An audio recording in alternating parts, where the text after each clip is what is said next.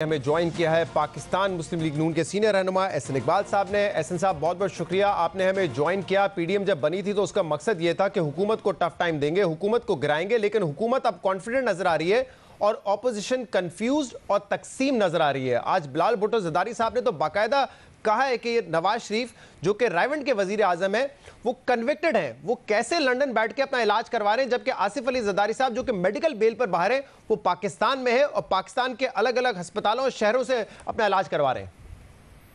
जी देखिए शहजाद, मैं उनके इस बयान पे कोई तबसरा नहीं करना चाहूँगा, क्योंकि हमारा मकसद पीपल्स पार्टी के साथ कोई जंग लड़ना नहीं है। हमारा हदफ तो इमरान खान साहब और ये निज़ाम है कि जिसने आइन की हुक्मरानी को इस मुल्क में कायम नहीं होने दिया हुआ।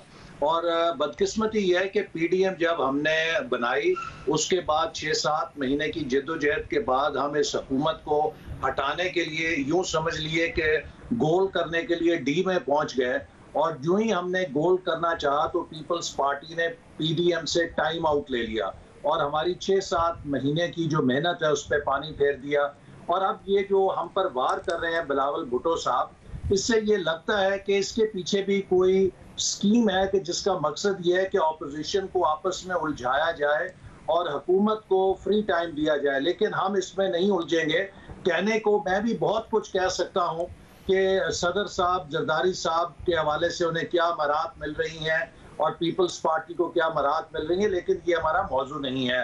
मैं समझता हूँ कि नवाज शरीफ साहब अगर मुल्क से बाहर गए तो उस वक्त यही पीपल्स पार्टी थी जो उनकी सेहत के हवाले से पीटीआई के जो बेरहम तबसरे थे और गैर इंसानी सलूक था उसकी मजम्मत किया करती थी।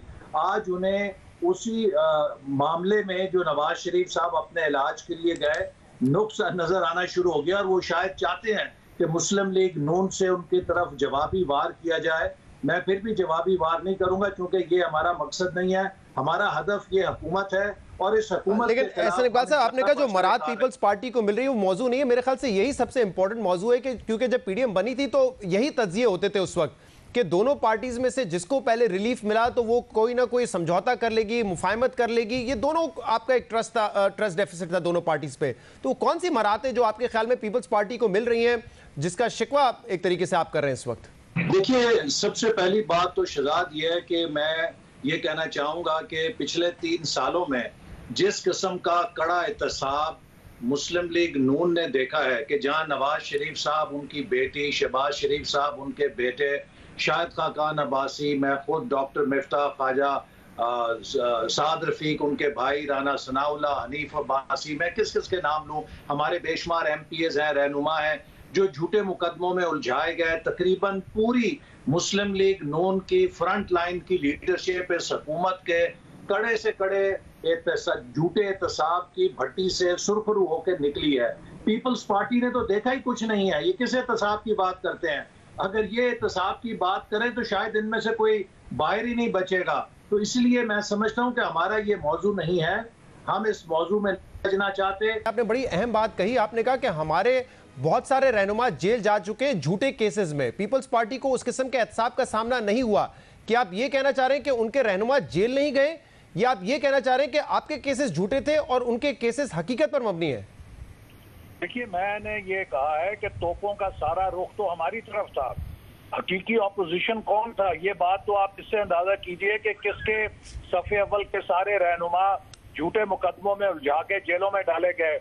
जिस किस्म की परसिक्यूशन पीएमएलएन ने सामना किया पिछले 3 सालों में, मैं नहीं समझता कि अगर बिलावल भुट्टो साहब में किसी किस्म की अखलाकी जुर्रत है तो वो मुस्लिम लीग नून और उसकी क़यादत के हवाले से किसी किस्म का ऐसा बयान दे सकते हैं कि एहसन साहब, वो हमारे किरदार खुर्शीद शाह साहब इस वक्त भी जेल में हैं, आगा सिराज दुरानी साहब जेल रह चुके हैं, आसिफ अली ज़रदारी साहब खुद जेल जा चुके हैं, फरियाल तालपुर साहब जेल जा चुकी है। तो ऐसा तो नहीं कि उनकी टॉप लीडरशिप जो है वो जेल नहीं गई है, उन्होंने भी इस दौर में एहतसाब भुगता है।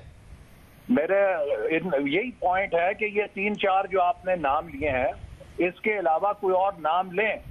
और खुर्शीद शाह साहब के बारे में भी जो लोगों और हलकों में गुफ्तगू है कि वो क्यों जेल में है, वो बात मैं टीवी पे नहीं करना चाहता। लिहाजा पीपल्स पार्टी को मेरा मशवरा यही है कि इस किस्म के मौजुआत को और तनाज़ात को मीडिया में ना खोला जाए, क्योंकि हमारा पीपल्स पार्टी से मुकाबला नहीं है, हमारा इमरान खान साहब और उनके जो ये निजाम है जिसपे वो बैठे हैं उससे मुकाबले, और हम अपनी तवज्जो हटाना नहीं चाहते। तो आपका जो इमरान खान साहब से मुकाबला है वो आप अकेले तमाम सियासी जमातें मिलकर जो पीडीएम में है वो मुकाबला कर रही है, या फौज की मदद मांग रहे हैं? क्योंकि इमरान खान साहब ने आज कहा है कि फौज से मदद मांग रहे हैं हुकूमत गिराने के लिए। वो कह रहे हैं किस किस्म की जमहूरी पार्टी है ये जो फौज से मदद मांग रही है हुकूमत गिराने के लिए? देखिए, इमरान खान साहब ऐसे लतीफे करते रहते हैं। अभी चंद रोज पहले उन्होंने एक बयान दिया कि पाकिस्तान में किसी हुकूमत ने तवीलुल मियाद मनसूबाबंदी नहीं की, जबकि आप सब जानते हैं कि ये मुस्लिम लीग नून थी जिसने विजन 2025 बनाया और 11वां 5 साला मनसूबे पर कामयाबी से अमल किया। और इनके लिए हम 12वां मनसूबा जो 2018 से 23 तक था तैयार करके छोड़ के गए। ये नालायक 3 सालों में उसे मुकम्मल नहीं कर सके। आज पाकिस्तान 3 सालों से नॉन प्लान पीरियड के अंदर चल रहा है, कोई तरक्की का मंसूबा नहीं। और वो वजीर आजम खड़ा होकर कहता है कि किसी ने मंसूबा बंदी नहीं की।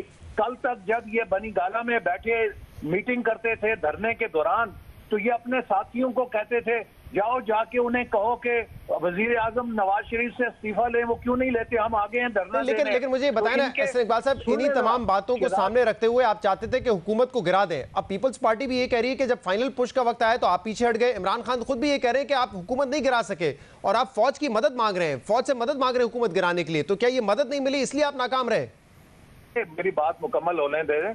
यही मौसूफ जो जीएचक्यू की तरफ इशारा करके कहा करते थे कि वो एम्पायर उंगली क्यों नहीं खड़ी कर रहे, फिर अपनी मीटिंग में अपने साथियों को कहते थे उनसे कहो कि नवाज शरीफ से इस्तीफा लें, और इनके साथी कहते थे कि वो कह रहे हैं कि आप उतने बंदे नहीं ला सके जितना आपने वादा किया था। तो ये सियासत, तर्ज सियासत हमारा नहीं है। हमारा एम्पायर हमारे अवाम है और हम इंशाल्लाह अवाम से मिलकर इनका मुकाबला करेंगे। और अगर इन्होंने जो बात कही है तो फिर उसका सबूत कौम के सामने पेश करें कि किस ऑपोजिशन लीडर ने फौज को कहा है कि इनकी हुकूमत का तख्ता उल्टे। अच्छा, लेकिन एहसन इकबाल साहब 6 महीने 7 महीने पहले जब आपने पीडीएम बनाई थी उस वक्त जो हुकूमत की पोजीशन थी, आज हुकूमत की पोजीशन उससे बेहतर नजर आती है माशी एतबार से, और उस वक्त जो अपोजिशन की पोजीशन थी उससे आज बदतर नजर आती है क्योंकि अपोजिशन तकसीम हो चुकी है, कोई हिकमत अमली वाजे नहीं हो रही। पहले बड़ा इनकलाबी एजेंडा था वो नजर नहीं आता, अब आप ये बात करते हैं मीटिंग से बैठ के कि हुकूमत हमें ब्रीफिंग दे के अफगान मामला कैसे हल होंगे। पीडीएम बनने के बाद से आज मजीद कमजोर हुई है। ये जो आप मुआशियात की बात कर रहे हैं, ये सोशल मीडिया की दुनिया में हुकूमत की मईशत जरूर मजबूत हुई होगी, लेकिन अवाम की दुनिया में मुर्गी 500 रुपए किलो हो गई है। जो खाना पकाने का तेल है वो 325 रुपए किलो हो गया है। जो डीएपी खाद की बोरी है वो 2200 रुपए से 5700 रुपए हो गई है। जो दाल है वो 250 रुपए किलो से ऊपर जा रही है। एहसन साहब, इसीलिए मैंने कहा कि पिछले 2 साल से बेहतर हुई है। मजबूत का लफ्ज मैंने नहीं इस्तेमाल किया, लेकिन आगे भी जो आज सिचुएशन है उससे बेहतर हालात नजर आ रहे हैं। ऐसी कोई, जितनी देर ये नालायक बैठे हैं उतनी देर कोई बेहतरी की इम्कान नहीं है, क्योंकि बेहतर हालात होते हैं अहलियत के साथ। और जिन लोगों में ये खत हो कि उनके अलावा सारे चोर डाकू और गद्दार हैं और वो अकेले ही किंग कॉन्ग हैं, मुल्क किंग कॉन्ग नहीं चलाते, मुल्क यकजहती से चलते हैं। बहुत बहुत शुक्रिया, बहुत बहुत शुक्रिया।